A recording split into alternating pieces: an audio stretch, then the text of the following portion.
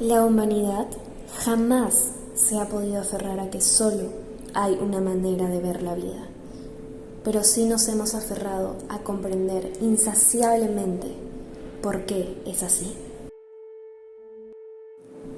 ¿Qué es lo primero que se te viene a la mente cuando te digo bárbaro? Lo primero que se me viene a la mente es pensar en alguna situación que pasó de los límites o algo grande. Una persona que no es civilizada, alguien que no va con las normas de la sociedad. Me imagino la época de los vikingos, de los nómades, me da temor. Ese es el sentimiento que me arraiga. ¿Te consideras una persona civilizada?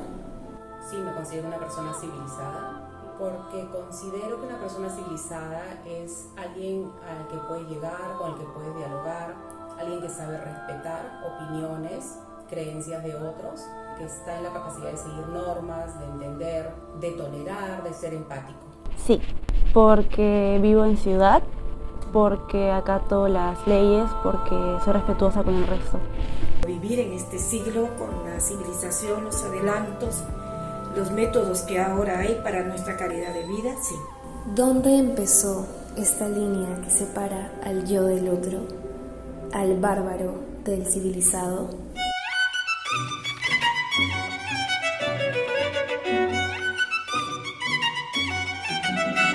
Desde los orígenes de la cultura grecorromana, estoy hablando del siglo VIII a.C., griegos y luego romanos consideraron bárbaro, es decir, no culto, no civilizado, a cualquier pueblo que no tuviera sus propios, que no tuviera o no compartiera sus propios patrones culturales y artísticos, ¿no? Entonces, todo lo que estuviera más allá de las fronteras grecorromanas, por ejemplo, los pueblos germánicos, los pueblos asiáticos, los pueblos africanos de la antigüedad, fueron considerados bárbaros.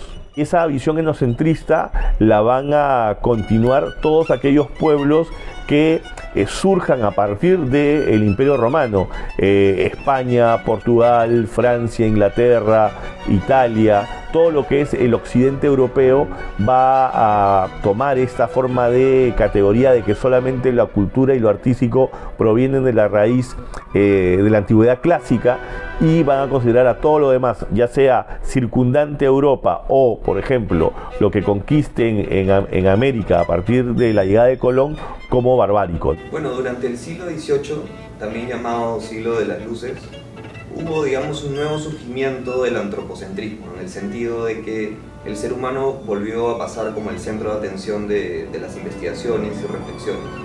No obstante, y a pesar de que en territorios coloniales europeos, ya sea en las 13 colonias del norte o en los virreinatos de España en América, hubo investigaciones y reflexiones muy interesantes desde la Ilustración. La mayor parte de representantes de esta corriente pensaron desde y para Europa, ¿no? Poniendo al hombre blanco europeo como el centro de la civilización. Y justamente este sería una justificación de que un siglo más tarde, en el siglo XIX, hay un nuevo periodo de expansión de los imperios coloniales europeos, especialmente en Asia y África.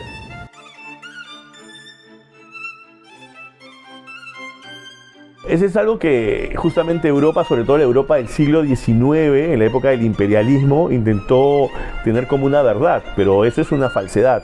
Todos los seres humanos desde que nacemos tenemos cultura, la cultura y dentro de la cultura del arte son elementos que son netamente propios del ser humano, no hay ser humano que no los tenga, y por ejemplo hablar de una persona inculta es un error. Todos tenemos una cultura, la cuestión es que siempre hemos intentado, cuando hablo de nosotros siempre, estoy hablando de Occidente, de intentar formar una jerarquía de culturas y por lo tanto de seres humanos, pero eso es una falsedad.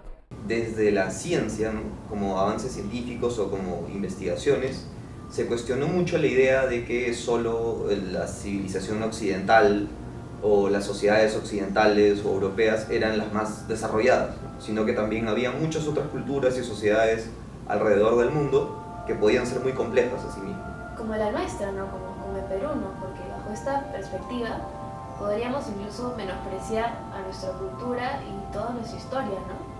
Sí, por supuesto. De hecho, durante el siglo XX especialmente, desde la antropología y sobre todo también desde la etnohistoria, hay que decirlo, ¿no? Que es un enfoque interdisciplinario entre la historia y la antropología.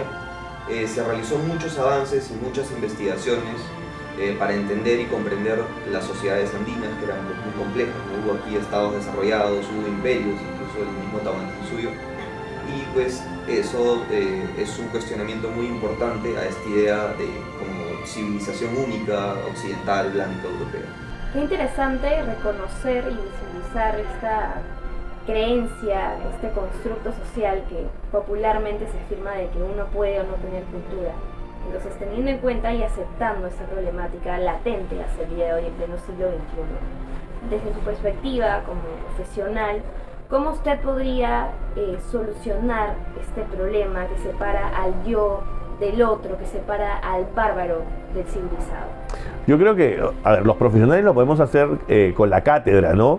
Pero para que esto desaparezca, esta forma de jerarquizar la cultura y por lo tanto los seres humanos, tiene que ver algo muy temprano desde la casa, desde los colegios, y enseñarle a los chicos que nuestra cultura, que de por sí es una cultura mestiza, no es totalmente occidental, no es la única, que existen otras culturas diferentes, y ser diferente no significa ser ni más ni menos, y a partir de eso comenzar a tumbarte esos muros que hay típicos de racismo, clasismo, que hacen que algunas personas o algunos grupos se sientan superiores a otros. No se puede minimizar un proceso social e histórico tan grande en tan solo 3 periodos, pero con esa pequeña mirada hacia atrás podemos vernos en el espejo, sobre todo cuando hay oscuridad.